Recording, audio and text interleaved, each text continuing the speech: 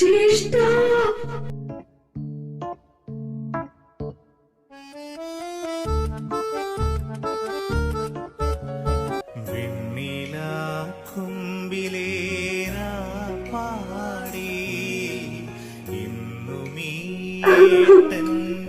ഞാനോട് കൊടുക്കണം. ഞാൻ അറിയില്ല.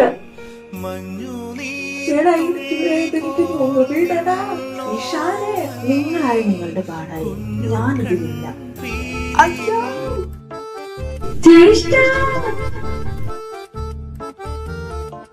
നീ ഇത്ര രാവിലെ തന്നെ ഇങ്ങോട്ട് വരുന്ന ഞാൻ വിചാരിച്ചില്ല. അവര് നിനക്ക് ബ്രേക്ക്ഫാസ്റ്റ് ഒന്നും തന്നില്ലേ? അതാണ് വലിയ കാര്യം. ഞാൻ അമ്മയെ ഈ രാധികന്റെ അടുത്ത് നിന്ന് രക്ഷപ്പെടുത്താൻ വേണ്ടിട്ടാ വന്നേ. അച്ഛാ സത്യം പറ, ചിന്ന വീടെവിടാ? ആ അത് തന്നെ അമ്മേ. ഈ അച്ഛന് നമ്മളെ കൂടെ ഒരു ഭാര്യയും മകനും. അയ്യോ എന്റെ കെട്ടിയോൻ കഴിച്ചു പോയേ. രാവിലെ നിങ്ങളെ പുൽസയുടെ മഞ്ഞക്കറി പൊട്ടിച്ചപ്പോഴേ എനിക്ക് ഉറപ്പായിരുന്നു നിങ്ങൾ എന്നെ ചതിക്കുവാണ്. ഇവിടെ നിന്നെ തന്നെ പോറ്റാൻ ഞാൻ പിടിക്കുന്ന പാടിരിക്കറിയാം. പിന്നെയല്ലേ വേറൊരു ഭാര്യ മകൻ. ഞാൻ കണ്ട സ്വപ്നമൊക്കെ ഇതുവരെ നടന്നിട്ടേ ഉള്ളൂ. അത് ശരിയാണെങ്കിൽ മകന്റെ ചേട്ടനോ? അതെങ്ങനെ? എനിക്കറിയില്ല. ഞങ്ങൾ ഒരുപാട് സംസാരിച്ചിരുന്നു. ഇന്ന് രാവിലെ ഞാൻ ആ സ്വപ്നം കണ്ടു.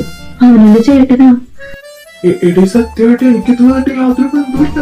അച്ഛനെ ഞാൻ പലതവണ സ്വപ്നത്തിൽ കണ്ടിട്ടുണ്ട്. പക്ഷെ അമ്മ ഇതല്ല. അച്ഛൻ അമ്മയെ ചതിച്ചു. മനുഷ്യ ഇനി ഇവനെങ്ങാനും മറ്റവരുടെ കാര്യമായിരിക്കും പറയുന്നേ. അതൊന്നും ആയിരിക്കില്ല. എന്താണ് രണ്ടുപേരും തമ്മിലൊരു സീക്രട്ട്? ഇനി ഞാൻ നിങ്ങളുടെ മകനല്ലേ? ഓ നീ ഒന്ന് വായടക്കി, ഞാൻ പറയാം. ആക്ച്വലി നിന്റെ അച്ഛൻ കെട്ടേണ്ടിയിരുന്നത് എന്നെയല്ല. ഞാനും നിന്റെ അച്ഛനും നൈബേഴ്സ് ആയിരുന്നു. ഒരുമിച്ച് കളിച്ചും ചിരിച്ചും വളർന്നത്. ഞങ്ങൾക്കൊരു ഫ്രണ്ട് കൂടെ ഉണ്ടായിരുന്നു, മല്ലി. അവളും ഇങ്ങേരും തമ്മിൽ മുട്ടിഞ്ഞ പ്രേമം.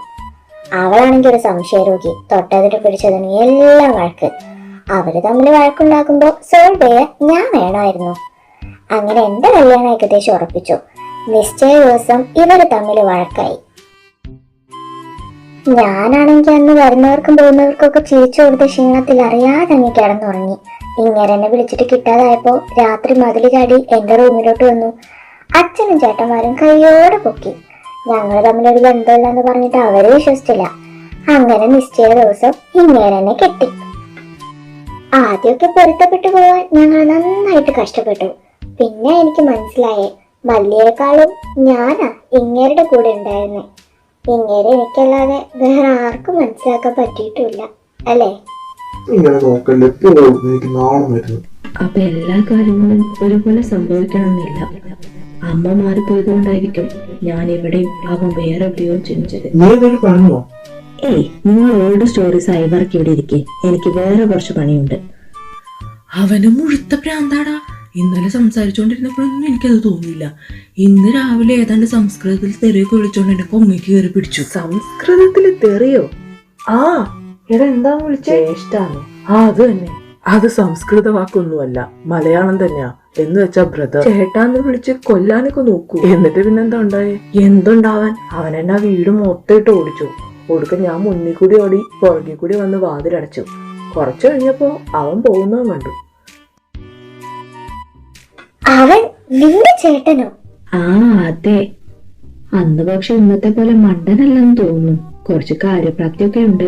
അവനെ മാത്രമല്ല, ഞാൻ നിന്നെ സ്വപ്നത്തിൽ കണ്ടു. നിങ്ങൾക്ക് 2 പിള്ളേരും ഉണ്ട്. പിള്ളേരോ? ഷോ എനിക്ക് വയ്യ. ഞാനേ അവനൊന്ന് പോയി കണ്ടിട്ട് വരാം. നീ എന്താ അത്യാവശ്യമായിട്ട് കാണണമെന്നും പറഞ്ഞിങ്ങനെ മുഖത്തോട്ട് നോക്കി ചിരിച്ചോണ്ടിരിക്കുന്നു. നിനക്ക് എത്ര പിള്ളേര് വേണം? പിള്ളേരോ? അതെന്തിനാ ഇപ്പൊ? നീ പറ. ഒന്ന്. ഒന്നോ? എനിക്ക് 2 വേണം. അവന്റെ കൂടെയുള്ള എല്ലാത്തിനും ഭ്രാന്താണോ? പറ്റില്ലെന്ന് പറഞ്ഞില്ലേ? പിന്നെ തുണി ഇല്ലാതെ കളിക്കണം. റെഡിമെയ്ഡ് യൂസ് ചെയ്തൂടെ? എന്തുവാടാ ഇവിടെ പ്രശ്നം? ജ്യേഷ്ഠ ഒന്ന് പറഞ്ഞ് മനസ്സിലാക്കി കൊടുക്ക്. എനിക്ക് നല്ലൊരു ലെയർ കോസ്റ്റ്യൂം കിട്ടിയിട്ടുണ്ട്. അത് സ്റ്റിച്ച് ചെയ്ത് അടിപൊളിയായിരിക്കും. ഇവൻ അളവെടുക്കാൻ സമ്മതിക്കുന്നില്ല. ഒന്ന് സമ്മതിച്ചു കൊടളിയാ.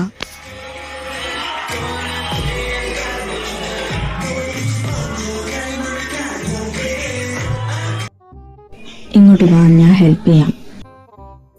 മിണ്ടാതെ പൊക്കോണം. ഷർട്ടിന്റെ പിന്നിലാണല്ലോ എല്ലാരും ബട്ടൺസ് വെക്കാറ്. ഒന്നടങ്ങി നിക്കള ചെക്ക. നിങ്ങൾ റെഡി ആയില്ലേ? ഈ കോസ്റ്റ്യൂം ഇട്ട് കളിക്കാൻ നിങ്ങൾ വേറെ ആരെങ്കിലും നോക്ക്. എന്നെ കൊണ്ട് പറ്റില്ല. ഓ ഇവനെ ഞാനിന്ന് എല്ലാം റെഡി ആയിട്ട് ഈ അവസാന നിമിഷത്തിൽ എന്തിനാണ് ഈ തർക്കം? നന്ദ നീ ചെല്ലി, ഞാൻ അവനെ പറഞ്ഞ് മനസ്സിലാക്കിക്കോളാം. அழகாய் பூக்குதே சுகமாய் தாக்குதே அடடா காதலின் சொல்லாமல் கொல்லாமல் உள்ளங்கள் பந்தாடுதே அழகாய் பூக்குதே சுகமாய் தாக்குதே அடடா காதலின் சொல்லாமல் கொள்ளாமல் உள்ளங்கள் பந்தாடுதே ஆசையாய் பேசிட வார்த்தை மோதும் அருகிலே பார்த்ததும் மௌனம் பேசும் காதலன் கைச்சிறை காணும் நேரம் மீண்டுமோ கருவறை கண்டதாலே கண்ணில் ஈரும் அழகாய் பூக்குதே சுகமாய் தாக்குதே அடடா காதலின் சொல்லாமல் கொள்ளாமல் உள்ளங்கள் பந்தாடுதே